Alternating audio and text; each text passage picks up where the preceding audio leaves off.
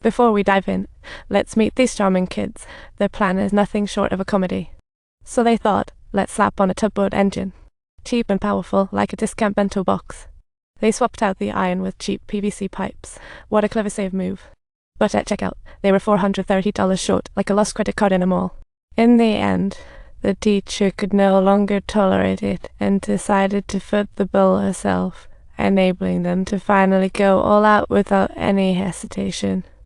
But just as they hit the school gate, they ran into Oscar's mom, who was as fierce as a defense attorney. She angrily questioned him.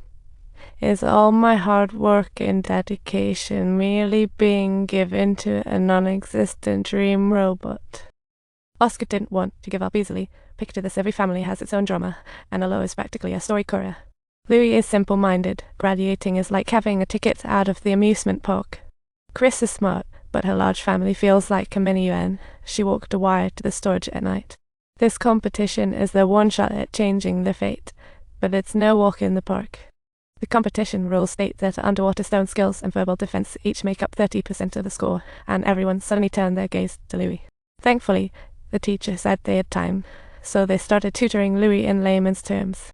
An underwater camera costs $1,000, but we're going with a $19 discount special.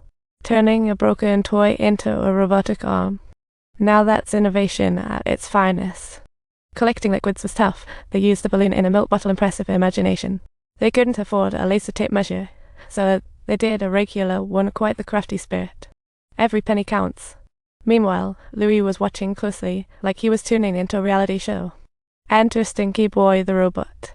Anyone laughing better watch out, it carries the dreams of 4 kids. The principal had high hopes, gifting kids a junk bus, a real welfare giveaway. But the travel expenses were on them. The school was so poor, even the alligators wanted to emigrate. They found a free swimming pool to document this thrilling moment. What a picturesque scene. But during the next test, Stinky Boy flopped worse than a sleepy turtle. After some research, they discovered the energy efficiency was low, as if they were playing an energy draining game. Louis wanted to help, but Oscar said hold on to the theory first. What a moody genius. Whether walking or eating, Louis was quietly cramming. What a hilarious sight, to studying zombie. He asked his mom if he was dumb, but she said, in the world of stillness and slow, there's a lot of differences. So her encouragement was always the best form of education, you betcha. After an all-nighter, Chris got the idea, put the circuit board and battery in a sealed box. Leaving the control cables outside solves the power issue, and the length. Totally up to them. Louis plunged the fixed robot back into the water, and shockingly, Stinky Boy swam like a champ. Everyone cheered, and the teacher praised Chris as a true genius. What a compliment. But Chris bashfully pulled out a flyer, hoping to invite the teacher to an outdoor event. Wow, talk about a subtle hint. It's undeniable, their bond had surpassed that of teacher and student. What a beautiful picture. Yet the teacher politely declined once more, wishing the past pain wouldn't resurface again. Just as Oscar was wheeling Stinky Boy back to school, an officer warned him that immigration was on his tail. Chris hurried home to pack up, ready to seek refuge in Alice. Even public restrooms were an option. They tried hiding everywhere, but the immigration folks had eyes everywhere, like a thief with no safe house.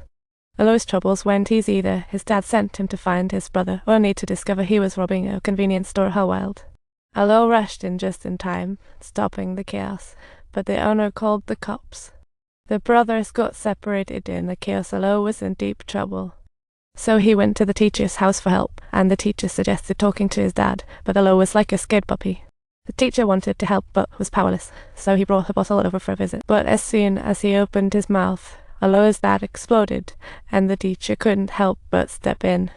He said Alo was a smart kid worth nurturing, but the more he tried to convince, the angrier the dad got. The father, with an angry expression on his face, questioned the teacher. Are you actually trying to take Alo's father's place? The teacher was momentarily speechless and could only awkwardly slunk away in silence. Just as he stepped outside, he heard the dad's furious shout at Alo. His life was like a sitcom. The teacher was just trying to find work and got spotted by Chris. What a clumsy moment. Meanwhile, under his dad's pressure, Alo decided to back out, but Oscar wasn't going to give up so easily. They started clashing, and when the teacher came to mediate, Chris snagged him on his new job.